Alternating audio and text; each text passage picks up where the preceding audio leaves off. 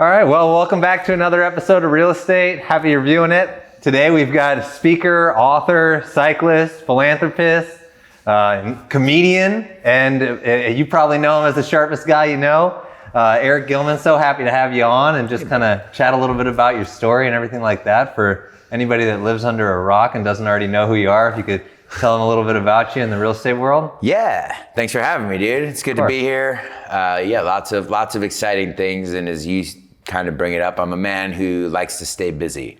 Busy, I think, is the best way to be. Bored is just bored is broke, as my old manager used to say. But more so than that, I just like to, essentially my life credo in some ways is to do more and help more, right? Like do more than you're doing and help more than you are, to as much as you possibly can, right? You can't help everybody, obviously, in this world. There's a lot of different people and places and things, but I've had a really awesome opportunity to design my own life. And I think, the quote I've lived by with that is like, if you want to live a life by design, start becoming a master architect. And so, what I do to facilitate that is I'm the sharpest guy, I've been with Cutco Cutlery since high school. So that's 16 and a half years now. This is my high school summer job.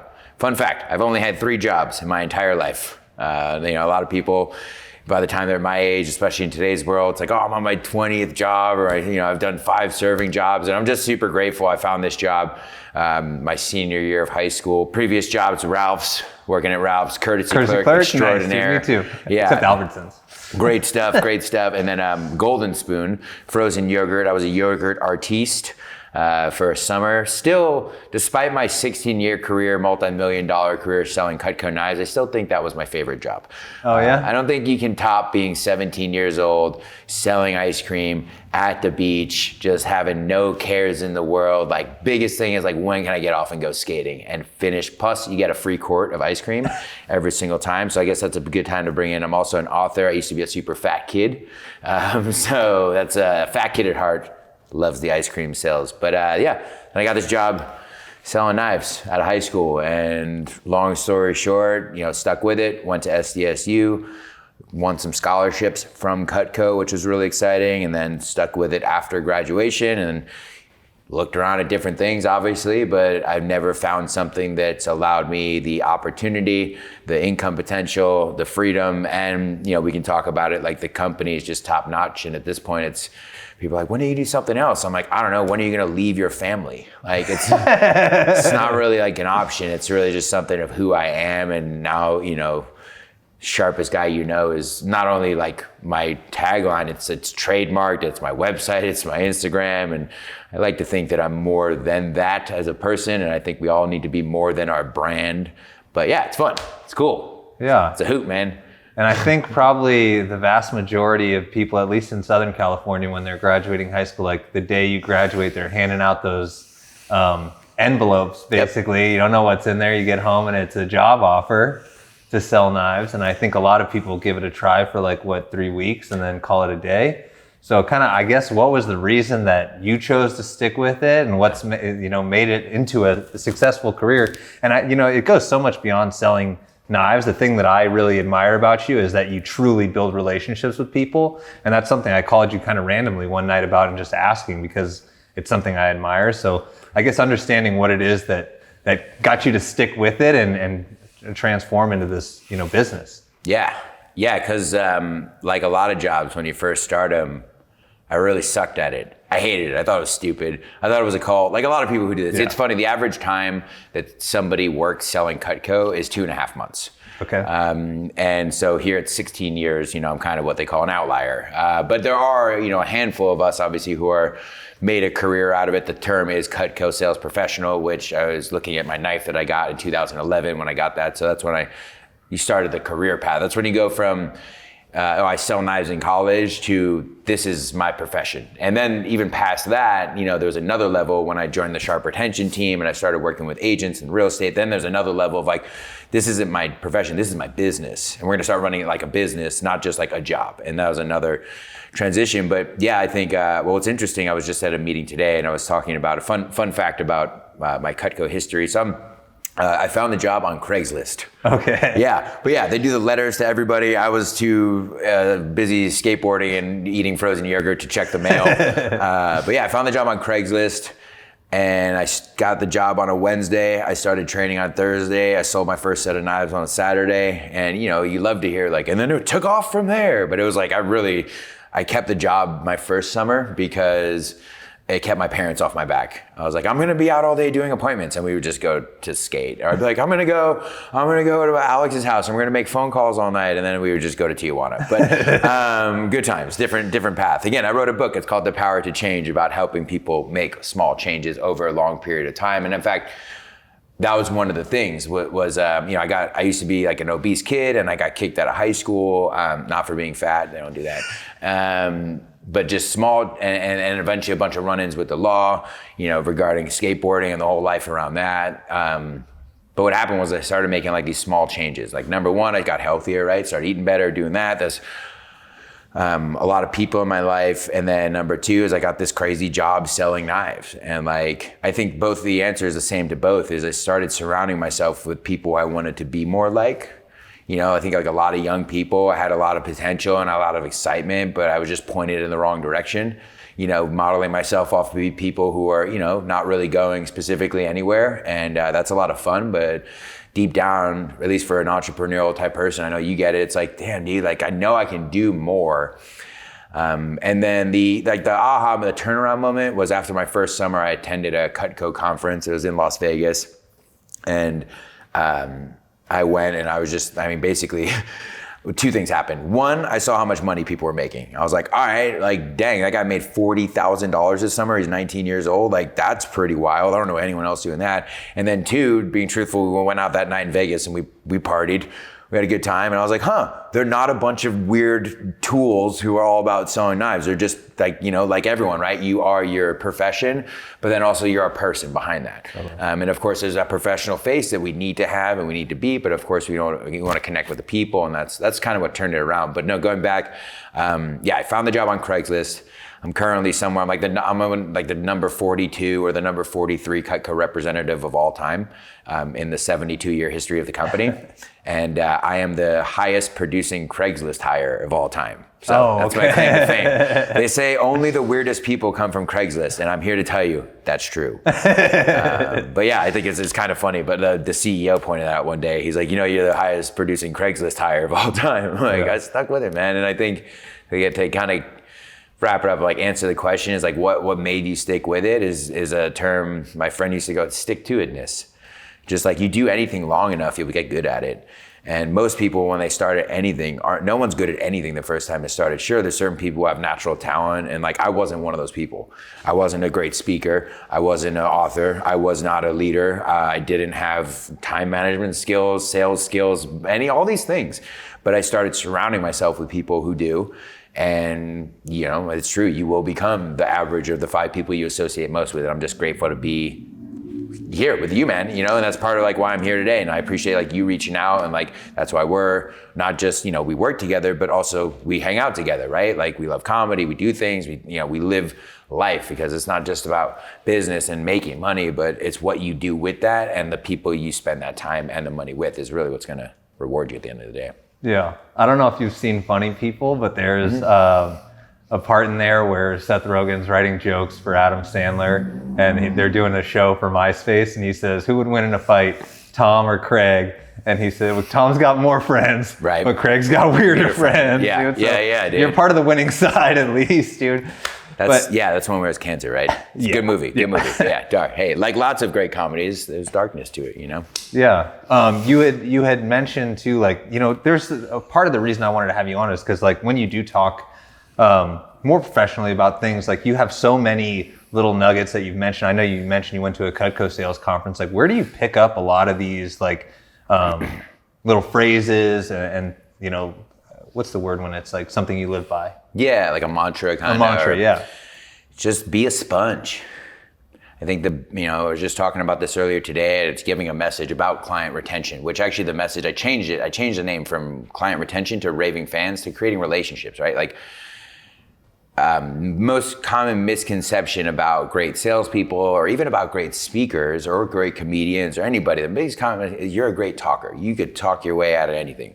No, the best people I think who get the furthest are really good listeners and implementers, right? Like I don't care if you heard it, like do you do it? Right. Is it part of your life? Like, yeah, I heard getting up early is like a really good thing. Like, cool, when was the last time you did it? Like, I don't get up early, but like, cool, do you, like you were saying earlier today, it's like, I just wake up automatically at 6. And like, it's cyclical, right? These things happen. But the point is just being a sponge, reading, learning, and constant growth. And in fact, actually, it's exciting. I'll announce it here on this. I think it's the first recording that I've ever said this, but I'm turning 35 this year, and I am getting my first tattoo on my 35th birthday. Nice. And what I'm going to get is Kaizen. Okay. And what that I thought is, it'd be a Cutco knife, but that's eventual. That's coming. It's the first of many. And I've wanted tattoos for a while, and my Jewish parents were not thrilled about it. Of course. You get it. And I brought it up when I was like 22. I was like, I'm gonna get this tattoo. And my dad told me, he's like, just wait 10 years. And here I'm at 35. I'm like, I want it more than ever. And I got like 10 more I want now. So, but it's Kaizen. It means constant and never-ending improvement.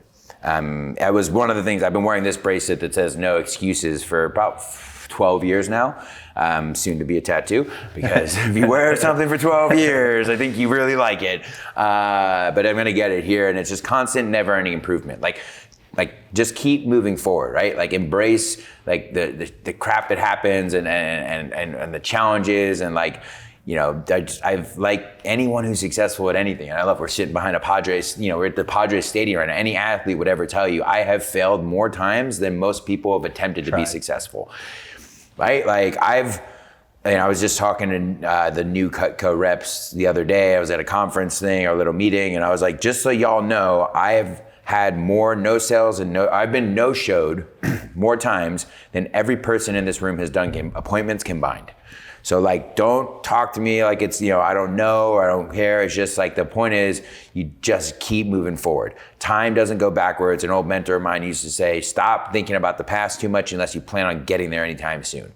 Like, don't. We dwell on the, and look, I'm guilty of it too. Like, shit happens, man. Things come up, and it's hard, especially as we get older, and the gravity of things get heavier, and circumstances, and you know, things get bigger and bigger. The losses become bigger and bigger too. But it's the old Rocky quote, right? Like, it's not about how hard you hit; it's how hard you can get hit and keep moving forward. And that being said, like, I love watching movies. I think that's a big part of it. Like, I've had, like, my girlfriend Fawn will tell me, she's like, how do you know so many movie quotes? I know you get it. And it's just like, I don't know, like I was a fat kid in high school and middle school. Like, I wasn't at parties. Like, what were you doing? Like, I was at home watching movies, like we're back to back to back, memorizing quotes, and a lot of them motivational, you know, like I can go on and on and on. But yeah, and so it's just be a sponge, man. And like from, as a quote in my book, it's from Gandhi that says, the person who can read and chooses not to has no advantage in life over the person who can't read at all. And dude, I'm an author and a speaker. I don't like to read that much, but I do it because I know as soon as I put the book down, I feel 10 times better than when I finished the binging on a Netflix marathon, right? Of course. Like, I don't love, like, dude, we were just talking about before, I got up this morning, I went to the gym at 6. Like, I'm an athlete, bro. I biked across the country last year. People say I did 50 push-ups a day every single. I'm not flexing. This is just the facts. I did 50 push-ups a day every single day this month, and I've been building up. I had to rip my ass out of bed this morning, and it was a battle. It's a battle every single goddamn day. It never gets easier, but people who are gonna be good at anything, it's like, it's never easy. It never gets easy. That's the misconception. Oh, it's easy for you. You're an athlete. It's easy for you. You've sold millions of dollars worth of knives. Shut up. Like, it's hard every day. It's cold. It's just as cold in my house in the winter as it's just as cold at your house. Like, people say no to me all the time. You can't call yourself a proven salesperson in any field unless, I'm gonna look in the camera and say this, unless you have cried in your car by yourself at least 5 times. At least 5. Just down to tears, I'm quitting, I'm done. And then you pick your shit up and call a friend and start being grateful for everything you have. Oh, did somebody hang up on you? Oh, do you have fucking cancer? Yeah. Like, oh, somebody canceled your biggest order yet. Okay, do you live in a house? Yep. Like, oh, you didn't lose 5 pounds, you wanted to by the 4th of July, so you feel self-conscious, you're the worst thing ever. Like, oh, like, is your fridge full of food and you have a debit card to go buy healthy food if need be? And not everybody has those things, but the bottom is, yes, gratitude, keep moving. Like I said, stay hydrated.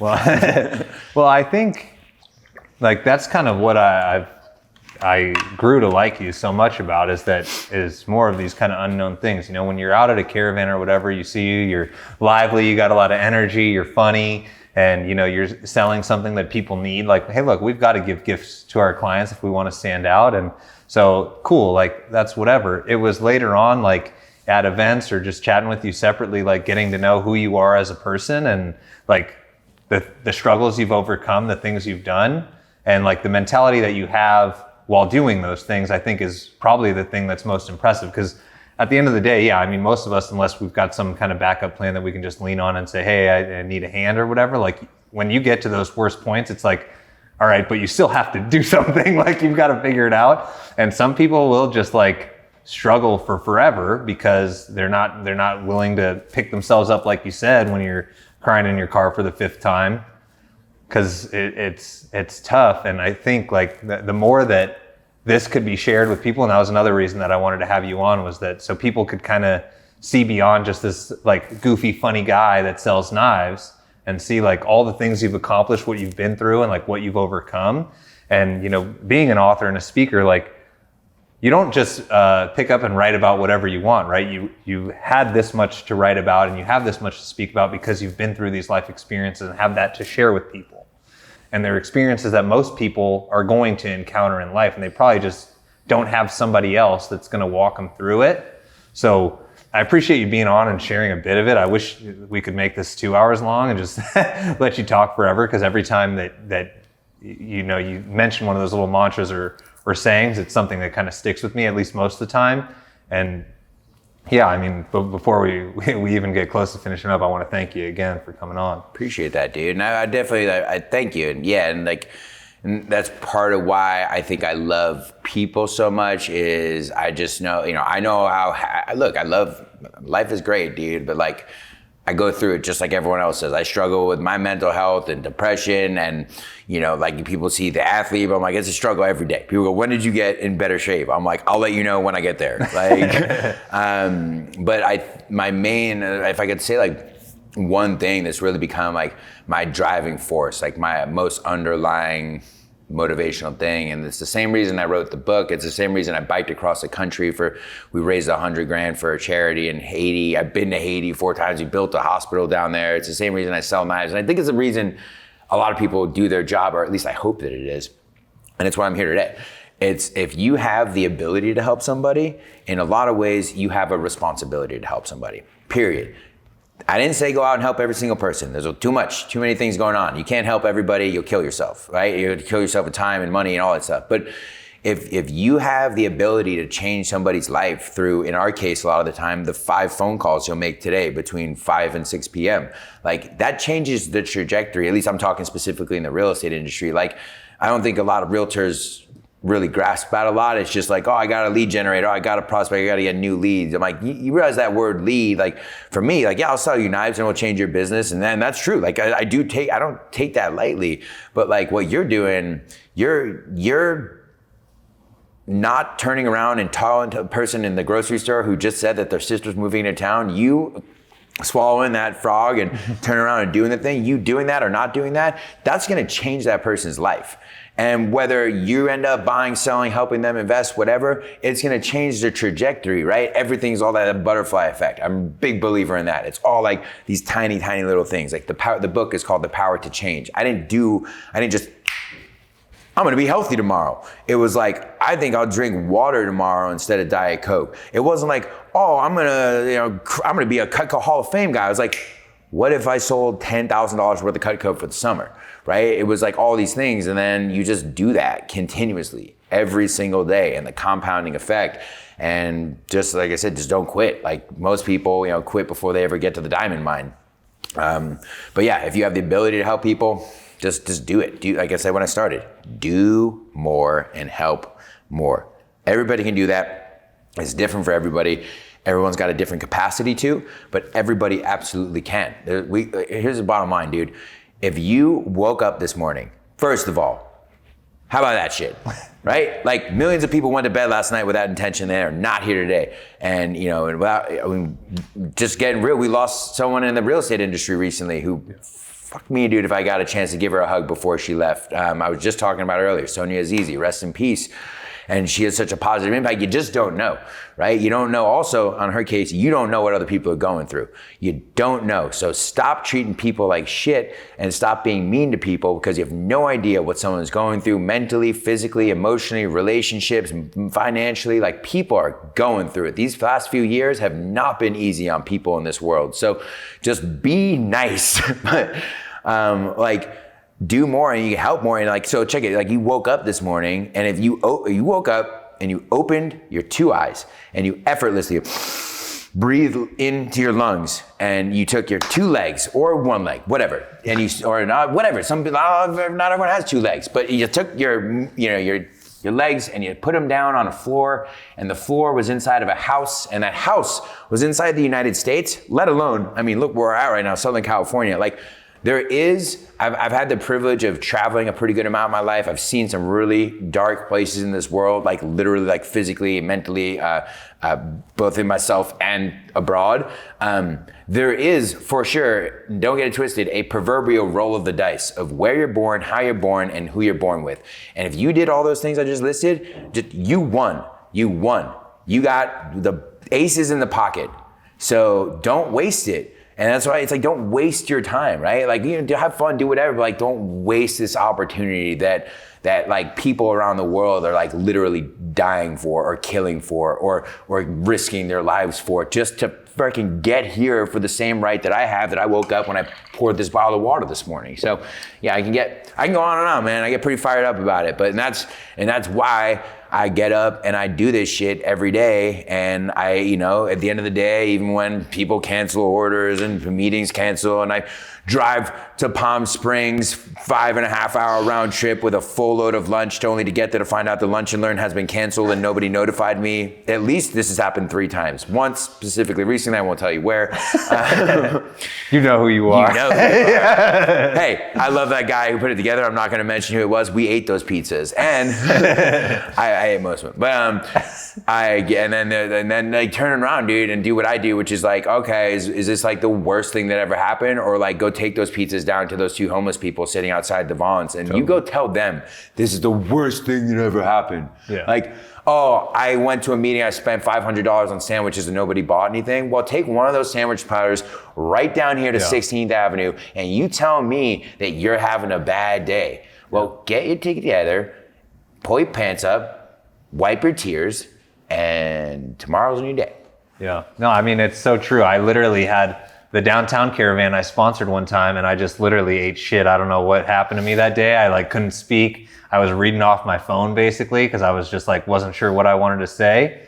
And when I left, there was a bunch of bagels left, and I took those. Literally, I live right here. I walked down the street, gave them out to people, and then literally, like, first of all, it only took like 8 minutes because there's enough people that need it. And as soon as I was done, like handing it to the first person, I was happy as a clam. You know what I mean? So you're not just saying that, and you mentioned riding across the country, which is ultra impressive, but the end result of that, building a hospital that really changes lives. When you say I'm selling knives and changing lives, it's a cool tagline, and some people might find it funny, but you really have done that, and that's part of like I don't want to underscore that. I know you kind of mentioned you might do something like that. You've got Battle of the Bands coming up. That's another. I want to share one more thing too. Oh yeah. So follow me, sharpest guy on Instagram. It's like selfless plug, because that's where I'm putting out all these events. We got Battle of the Bands October 19th. I'm doing a comedy for a cause. We're doing a benefit for local law enforcement on 9/12. It's supposed to be 9/11, but it was going to be 9/12 over in La Mesa. I'm always, we did a comedy event together. I'm always just trying to, again, do more stuff. It keeps you busy, keeps you out of trouble too. When you're busy doing good stuff, keeps you away from doing bad stuff. I found that it works for me. But no, if we're like wrapping here, or if not, I can go on and on. But to end with a movie quote that's actually like a goal of mine, like how much I've implemented like comedy and movies into my life. One of my biggest role models ever, and she's not here anymore, but I call her my grandma, but she's a woman who was essentially our nanny who raised us, who was closer to me than my grandmother was. Her name was Diana Wade. One of my like biggest goals. So yeah, we brushed over it. Long story short, I built a hospital in Haiti. That was with Cutco people. Like, it's not a Cutco clinic, but we raised $1.8 million altogether. Jesus. 75% of that was from private Cutco donations. That's just us forking out money. When people go, like, what do you mean you built it? I'm like, oh, I flew there 4 times and we put the walls up. We built the place. Yeah. Talk about blood, sweat, and tears. That's why I rode my bike across the country. We made a movie about it. Again, you can check that out. But no, ultimately, another goal of mine is I want to build a school. My grandma, Diana, she was an English teacher. She always talked about like having a school, and she passed way before her time. And I always think she would be, I have 2 older brothers, she would just be really stoked to see, we're all successful in our own worlds. But any Zoolander fan would understand that I'm going to call it the Diana Wade Center for Kids Who Can't Read Good and want to learn to do other stuff good too. You can quote me on that, man. That is I'm gonna do that before I die. I don't know what point in life, but even if it's here's the thing too, is like, even if that school is like one office unit in a building downtown, maybe it's not some big grand building that if you watch the second movie ends up collapsing, which we're not gonna do. But even if it's something tiny, right? Like with like the book, with all this stuff, like people are like, well, it's not gonna help that many people. Well, like, does it help one person? Like old starfish story, right? Like the kid walking down the beach and there's hundreds of starfish out on the sand, and he is an old man with him, and he picks up one starfish and he throws it back in the ocean, and he says, I changed the world. And he goes, yeah, but what about all these other starfish? And he goes, yeah, but I changed that starfish world. Yeah. And so, yeah, the Diana Wade Center for Kids Who Can't Read Good and want to learn to do other stuff good too. But like, it's like, people are like, who do you want to help? We're like, people who need help. Yeah. So It's just, they're out there, man. There's plenty of it.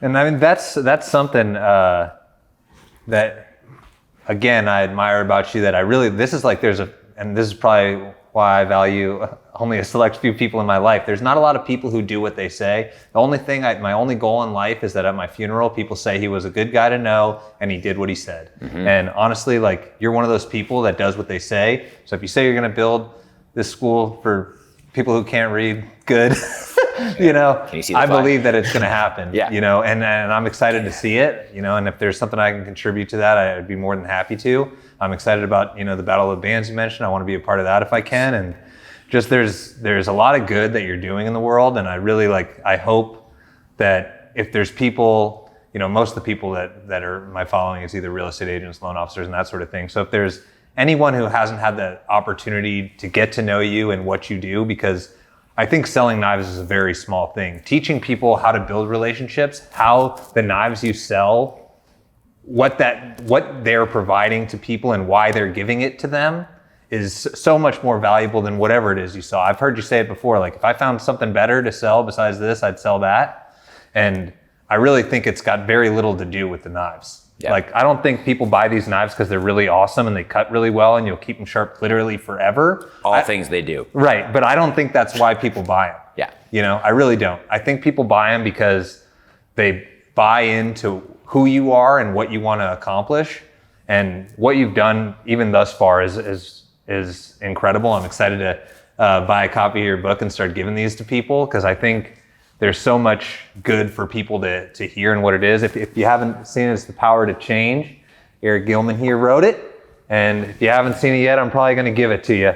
One of the things you mentioned, about crying. I wasn't trying to wrap this up earlier, by the way. Cool. I could talk to you forever. I'm in no rush, man. Yeah, I could. So one of the things you talked about is crying in the car, right? The fifth time and whatever. You've got to like the 50th, by the way. The 5th is the minimum, man. Okay. You get you're a salesperson tag when you're 5, but I mean, yeah, I could go on. It's been rough, man.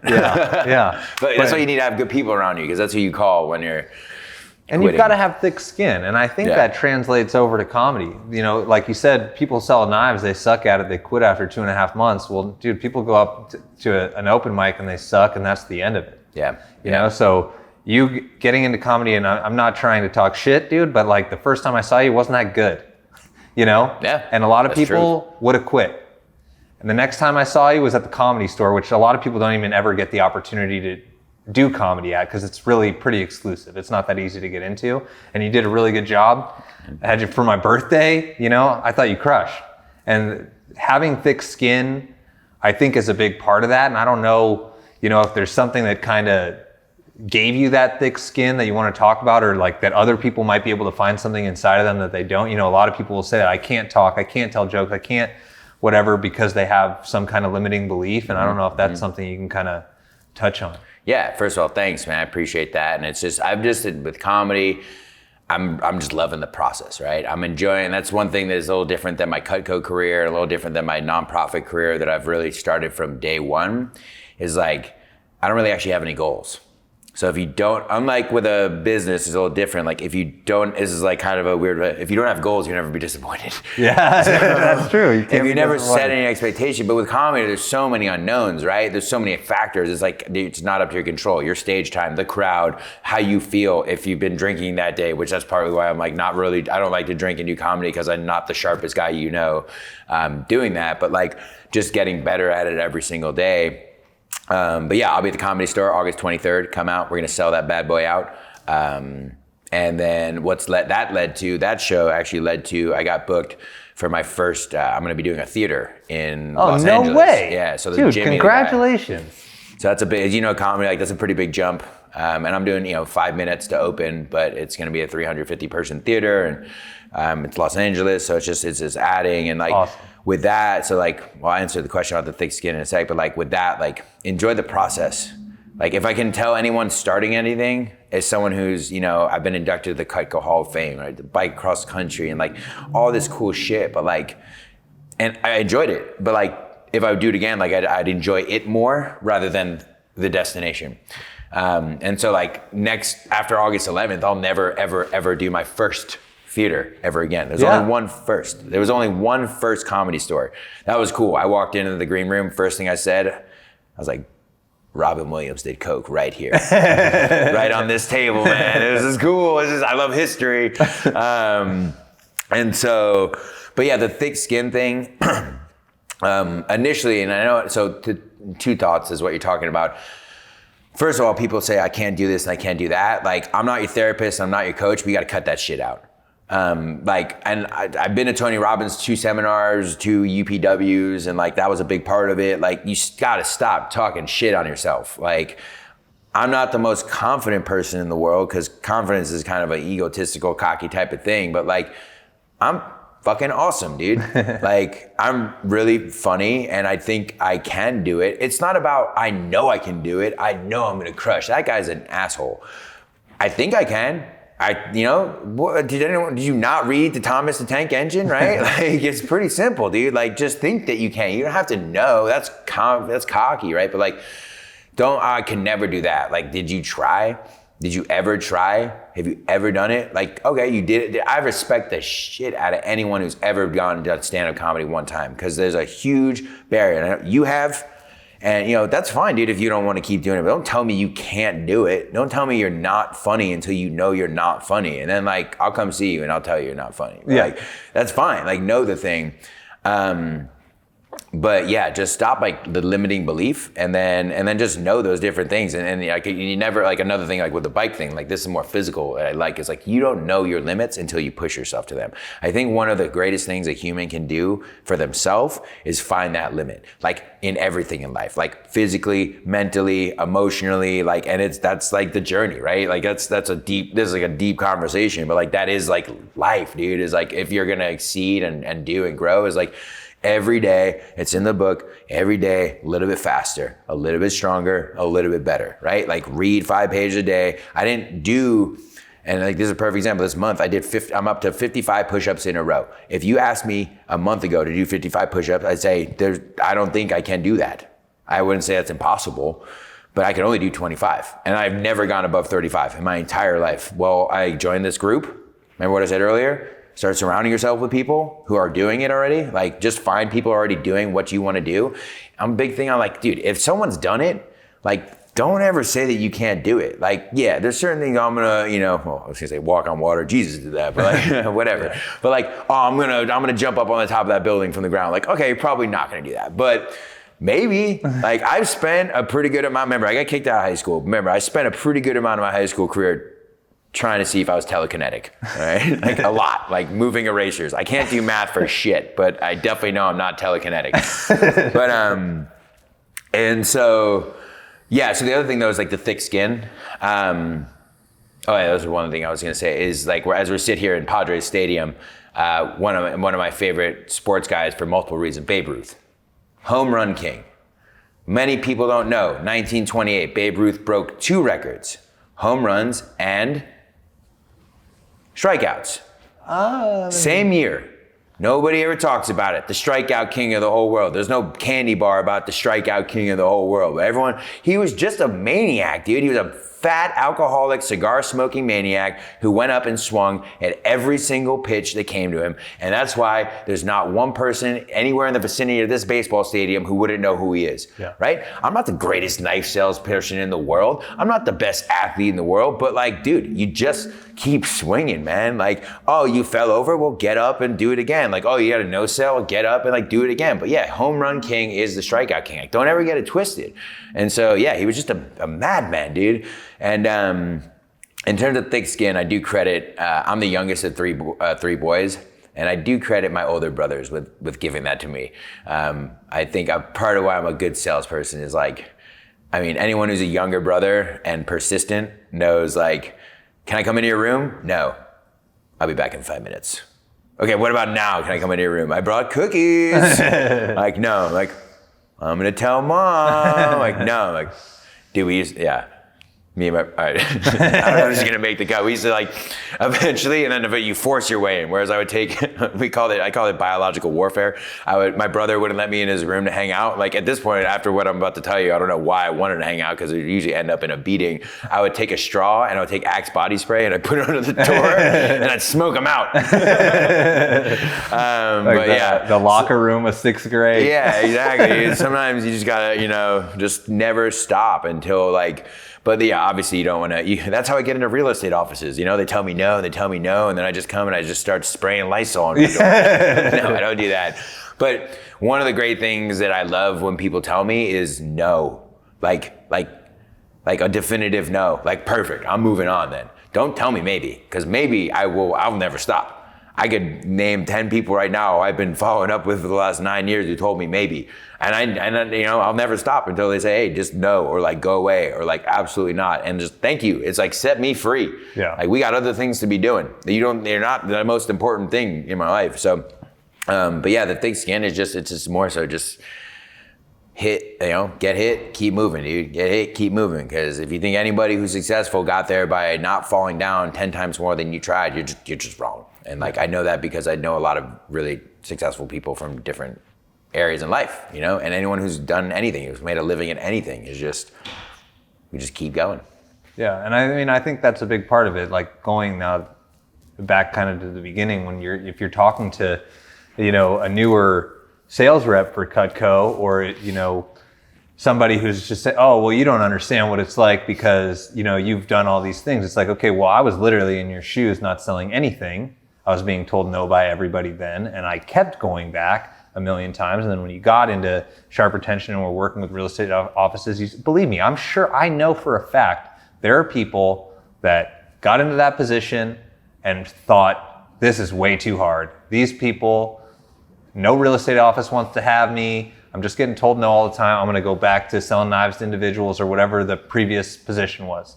So I think if there's one thing that I hope people heard from that, it's that it just doesn't matter. People saying no to you doesn't matter.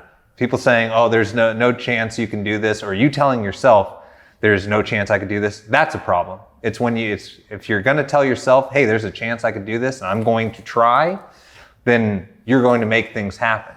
And there's just a lot that I can appreciate of that because I've had there's been days where I quit halfway through, making calls to real estate agents or to financial planners, whoever it might be, calling on builders, and it's like, you know what, I'm not going to make one more of these calls because I'm done with it.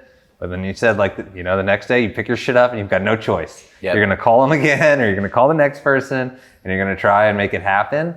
And I think, you know, a lot of the things that we've touched on just briefly, you know, kind of speak to that. But I feel like, yeah, if people, you know, have the chance to follow you on social media, whether it's, you know, Facebook, Instagram, whatever, and they can get to see that documentary, that's one thing I would really encourage. It's super brief and really powerful. And you know, just seeing kind of what you're doing and what you'll do in the future with opening a school. I mean, that was like really, dude, also like you doing a theater has me like through the roof. That's like, cool, that's a dream of people, you know? Yeah. So congratulations again. And thanks for taking the time to sit down with me and just kind of talk for a little bit and kind of get a brief portion of your story out. But I hope people can connect with you to get to know you better and just learn from you, and hopefully, you know, that kind of goes mutually at some point. But I appreciate you know, sharing what you have and for taking the time to come out. So. Thanks for putting this together, man. Giving people a platform like this is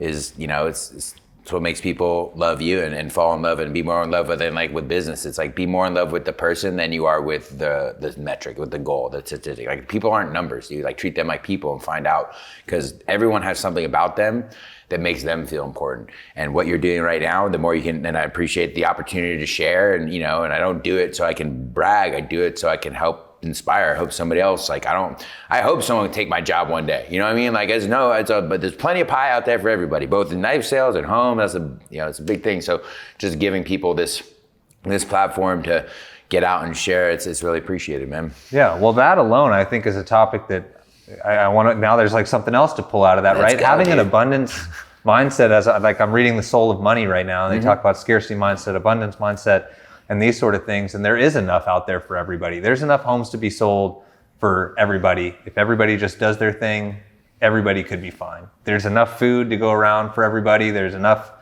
of everything. And the more we look at it as, I feel like, not competing so much with each other, and as far as me with other loan officers or realtors with other realtors and that sort of thing, as we do with just competing with ourselves. Can I do more? Can I make one more call today? Can I, you know, help one more family this month? Whatever it might be. So I appreciate you sharing that too. No doubt, man. Thanks again. I appreciate you. Beautiful. No doubt. Thanks, buddy. Of course.